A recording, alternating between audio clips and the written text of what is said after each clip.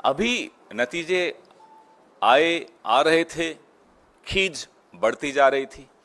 खींच साहब लोगों की ऐसी बढ़ी कि उन्होंने संसद के परिसर में, जहां हम लोग सब बैठकर संसदीय मर्यादाओं का, संविधान का और लोकतंत्र को बचाने के लिए जहां हम धरने पे बैठते थे, शांतिपूर्ण प्रदर्शन करते थे, बापू महात्मा गांधी जी का जो स्टैच्यू है, बड़ा ऐतिहासिक स्टैच्यू है, आप लोग अक्सर कैमराज में उसको दिखाते हो।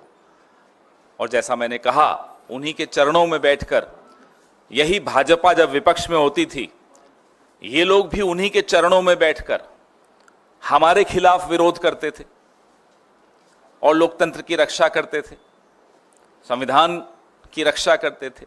हम विपक्ष में आए, हम भी वही कर रहे थे। लेकिन ये एक अनोखे प्राणी हैं। वो बड़े बुजुर्ग कहते हैं ना, जो कोई व्यक्ति अगर बुराई का प्रतीक बन जाता है तो वो एक अंगारे के माफिक हो जाता है। जलता है तो हाथ जला देता है और बुझता है तो हाथ काले कर जाता है। तो ये बुझते बुझते भी हाथ काले करते जो जा रहे हैं। महात्मा गांधी का स्टैच्यू, आपको तस्वीरें दिख रही हैं, वीर शिरोमणि शिवाजी महाराज, छत्रपति शिवाजी महाराज का स्टैच्यू, बाबा साहब डॉक्टर अंबेडकर का स्टैच्यू, ये तमाम स्टैच्यू वहां से हटा दिए गए। पीड़ा किस बात की है, खींच किस बात की है?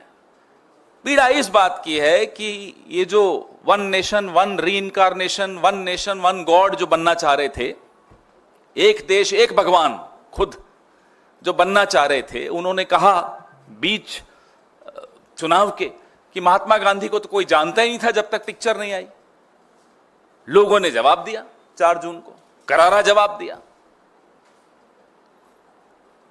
अब खींच निकालने के लिए उन्होंने महात्मा गांधी का स्टैच्यू वहां से उखाड़ दिया और धकेल दिया कहीं पीछे जाकर।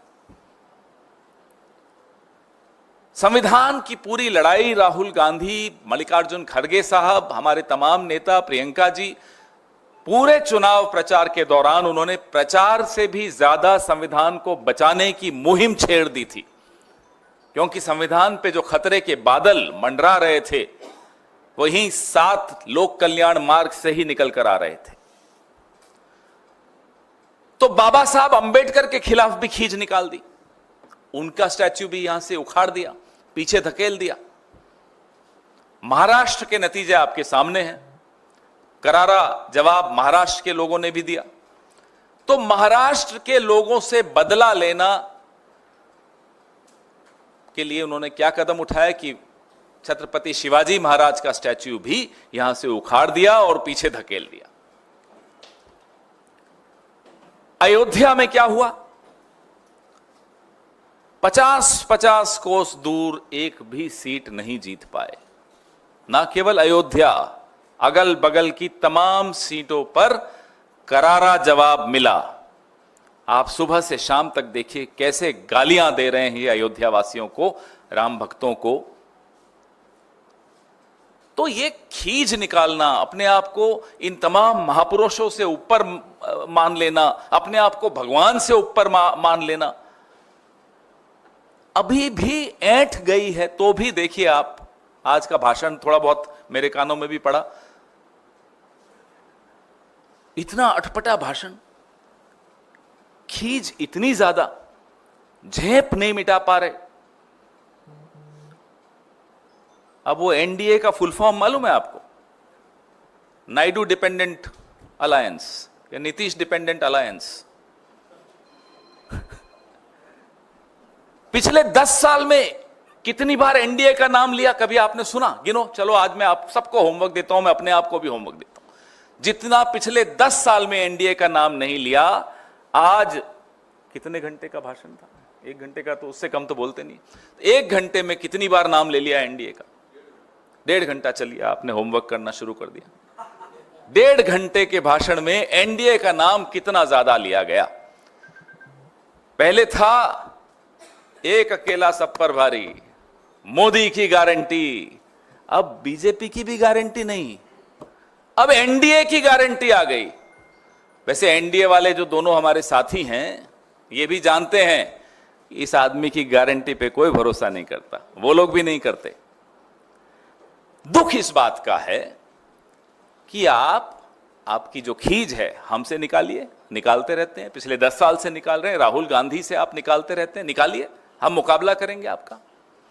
आपकी खींच तो आप नेहरू जी से निकालते रहते हैं, उसके लिए मुकाबला करने की जरूरत ही नहीं है। नेहरू जी का कद इतना बड़ा है कि आप अटल जी के पांव की धूल के बराबर नहीं, आप नेहरू जी का मुकाबला करने चलें। तो आप अपनी खींच छत्रपति शिवाजी महाराज से निकालने की कुछ चेष्टा क्यों कर रहे हैं? डॉक्टर बाबा साहब भीमराव अंबेडकर जी से आप अपनी खींच क्यों निकाल रहे हैं? उनकी क्या गलती थी? यही कि वो एक बहुत ही बढ़िया, बहुत ही उम्दा संविधान के शिल्पकार थे जिससे मेरे और आपके हकों की रक्षा होती है। आप क्यों महात्मा गांधी के इतने खिलाफ हैं? ठीक है, आपके वैचारिक पूर्वजों ने जो किया वो किया। आपके वैचारिक पूर्वजों ने गांधी पर गोली चलाई तो गोली चलाने से पहले वो भी झुके थे उनके सामने। जिस तरह से आज आप संविधान के सामने झुक रहे थे ना, हमारे मन में यही विचार आ रहा था कि जब राजीव जी की हत्या की, वो महिला भी राजीव जी को पहले हार पहनाया, उनके सामने झुकी और फिर हत्या की। तो आज मैं बड़ा घबरा रहा था जब ये संविधान के आगे झुक रहे थे। हम मांग करते हैं कि जो 2 कमिटियां बनी थी, ये मेरी प्रेस विज्ञप्ति में दोनों कमिटियों की जिक्र है। एक कमिटी है JPC on maintenance of heritage character and development of parliament house complex, और दूसरी है committee on installation of portrait statues of national leaders and parliamentarians in the parliament house complex. ये 2 कमिटियां हैं। आपको हैरानी होगी जानकर कि ये जो कमिटी है पोर्ट्रेट्स और स्टैच्यूज वाली, इसकी आखिरी मीटिंग 18 दिसंबर 2018 को हुई थी। 6 साल से कोई मीटिंग नहीं हुई। और कल जब जयराम रमेश जी ने मुद्दा उठाया ट्वीट करके, 2 बजे उठाया था, लगभग 8 बजे ये जवाब देकर फिर झूठ बोलते हैं कि राजनीतिक दलों से बात हुई थी। किसी राजनीतिक दल से कोई बात नहीं थी। तो हम यह स्पष्टीकरण चाहते हैं, भारत की जनता को यह बताएं, महाराष्ट्र की जनता को बताएं। खैर, छत्रपति शिवाजी महाराज सिर्फ महाराष्ट्र के नहीं, हम सबके हैं, हम सबको बताएं। बाबा साहब अंबेडकर सबके हैं, महात्मा गांधी तो पूरे विश्व के हैं ही। हम सबको आप बताइए कि इन महान विभूतियों को हटाने के पीछे आपकी मंशा क्या है? क्या चाहते हैं आप? कि हम इन लोगों की चरणों में बैठकर आपका विरोध नहीं कर सकें? हम करेंगे। हम जहां बैठ जाएं, माटी उन्हीं की है। ये लोकतंत्र की रक्षा करेंगे, आपको हम जवाबदेह बनाएंगे, और संसद के भीतर और संसद के बाहर आपको इन तमाम सवालों के जवाब जनता को देने पड़ेंगे।